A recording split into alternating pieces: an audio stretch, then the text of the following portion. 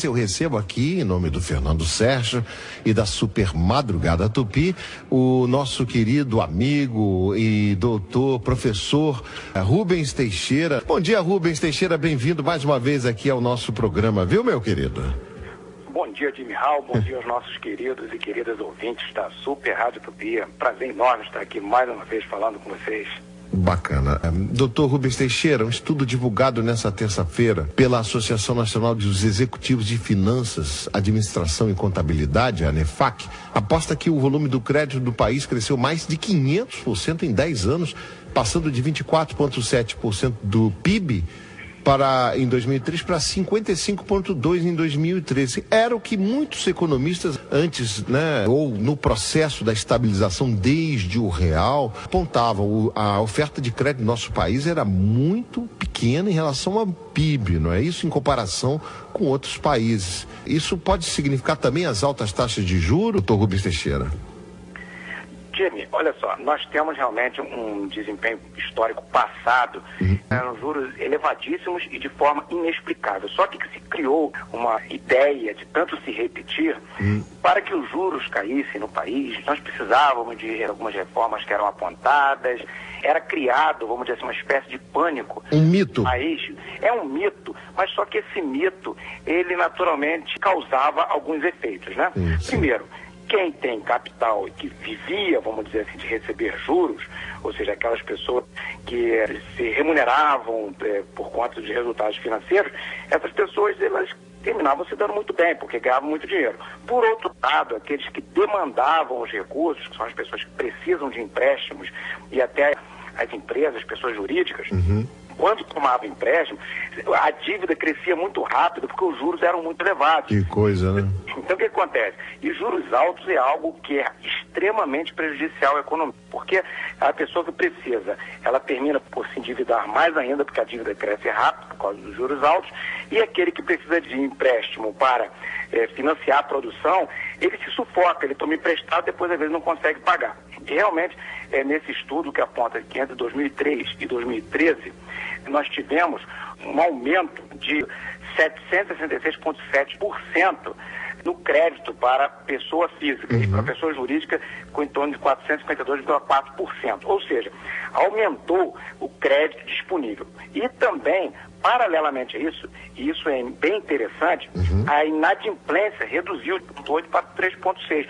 Observe que os empréstimos aumentaram, mas a inadimplência diminuiu bastante. A inadimplência, leia-se, para quem não souber, ao não pagamento dos empréstimos. Não pagamento, exatamente.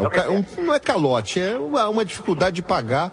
Incapacidade de pagar, ou então um não pagamento da dívida. Observe que houve maior demanda por empréstimos, mas as pessoas também honraram mais seus compromissos. E lógico que as pessoas honraram mais porque, naturalmente, conseguiram fazer isso. Porque muita gente não honra o compromisso, não é porque é de má fé. A maioria das pessoas que não honram, certamente por conta da incapacidade de pagar por alguma dificuldade que teve. Ou seja, a dívida cresceu muito rápido, perdeu o emprego e coisa que o vale. Uma coisa também que chamou a atenção nessa pesquisa é que os créditos cresceram naturalmente com qualidade, porque observe que as pessoas tomaram dinheiro emprestado, mas pagaram esse empréstimo que fizeram, né? Por isso que a inadimplência diminuiu. Houve também, olha só, Diniral, uma redução dos juros de 30,2%, que caiu de 56,7% para 26,5%. Então veja como a redução de juros causou um grande benefício à economia, porque permitiu maior demanda por empréstimos, as pessoas foram capazes de pagar, e isso certamente favoreceu a produção, porque as pessoas, quando tomam empréstimo para fazer uma compra, ou fazer uma obra, ou para aumentar a sua empresa, ou fazer algum investimento, elas conseguiram obter o dinheiro de volta, ou conseguiram equilibrar suas finanças e serem capazes de pagar estes empréstimos. Outra coisa que chamou a atenção é que o spread bancário, ele reduziu de 33,2 para 16,7, ou seja, aquela diferença entre o que o banco... O que você aplica no... É a diferença que o banco ganha, vamos dizer assim. Exatamente. Né? Esse valor diminuiu substancialmente.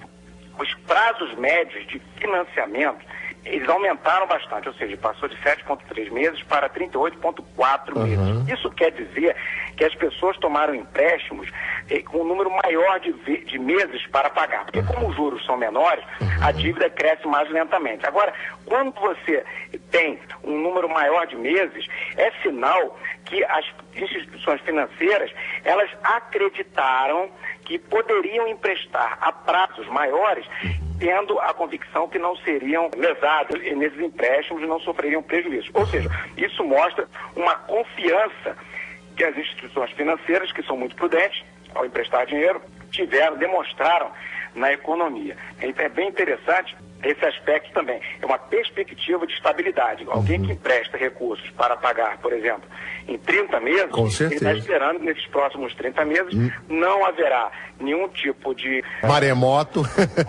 terremoto, furacão, coisas do gênero. Exatamente, que vai desempregar um monte de gente, vai gerar... Exatamente. As pessoas não pagam. Ou seja, elas imaginam que isso não vai acontecer. Acho que, desculpa só, Rubens, o mercado financeiro e essa relação de crédito, pagamento, dinheiro, vive de expectativas boas, não é isso? É um elemento, a mola propulsora, a boa expectativa de bons negócios, né? De estabilidade e de visão de longo prazo, não é isso?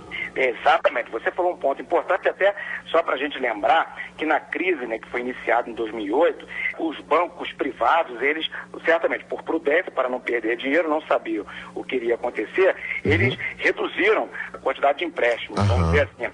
Contrapartida, os bancos públicos aumentaram, isso meio que compensou, porque é nessa hora que a importância dos bancos públicos de exercer um papel regulador, né? Um papel regulador, um papel de mostrar a confiança, mostrar o esforço do governo de tentar usar todas as possibilidades que tem para estabilizar a economia.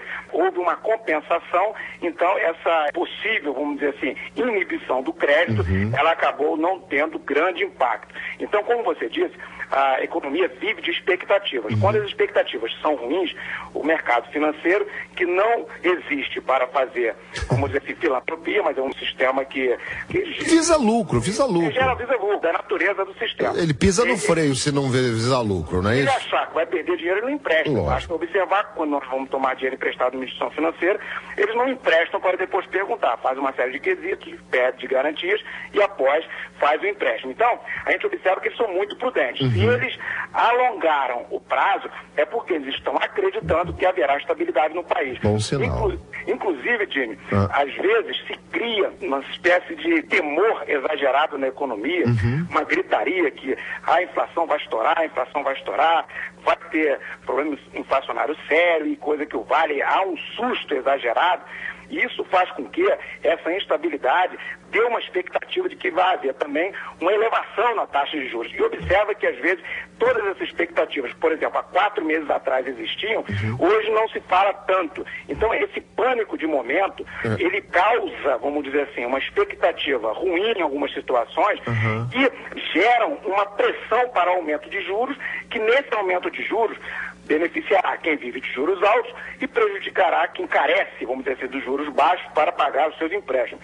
Então nós temos que ter muito cuidado com as opiniões, porque veja que há 5 meses atrás havia um pânico generalizado. Quem falou na expectativa ruim há 5 meses atrás, não repete aquilo que falou e nem se retrata, porque são expectativas e cada um vive das informações que tem e busca de ter, vamos dizer assim, retornos com base nelas. Temos que ter prudência, tenho comentado aqui sistematicamente nos últimos meses, a esse respeito, porque nós temos que ter tranquilidade para não gerarmos pânico, porque no pânico, na economia, há uma retração na economia e quem é prejudicado é quem precisa de emprego, que geralmente o pânico gera uma retração e gera desemprego, porque as empresas ficam com a expectativa de que não vão ter sua produção vendida, vamos dizer assim, elas não vão conseguir passar para frente a sua produção e com isso acaba dispensando profissionais e coisa que o vale. Então, vamos ter calma e, graças a Deus, em meio a tantas turbulências, temos boas informações. Muito bom. Doutor Rubens Teixeira, eu queria, não dá tempo mais para colocar a pergunta que tem a ver com o que você falou, desses boatos, podemos dizer assim, né? Ou os pregadores do apocalipse, né, na economia. Mas, num passado remoto, e eu quero que o senhor, numa outra oportunidade, comente com a gente, a quem interessa esse tipo de fomento? Alguém ganha dinheiro promovendo boatos ou instigando essa informação, criando esse pânico? Alguém deve ganhar, ou com o dólar, ou quem está operando no mercado financeiro de alguma forma. Mas isso é um assunto para a gente ficar pensando e, quem sabe, trocar essa ideia na próxima semana. Pode ser, Rubens? Pode ser, Admiral, pode ter certeza que nas turbulências econômicas o dinheiro transita de um lado para o outro. Não sempre é? Tem alguém que perde e sempre tem alguém que ganha. Então temos que ter muito cuidado com isso. Você bateu num ponto importante. Forte abraço, tá, Admiral? Obrigado, eu conversei aqui, recebi com muita alegria. Doutor Rubens Teixeira, obrigado, Rubens. Saúde, paz, um bom dia para você. Uma entrevista maravilhosa, sempre trazendo luz para a gente raciocinar com dados econômicos, uma forma bem legal de se ouvir e ver os números.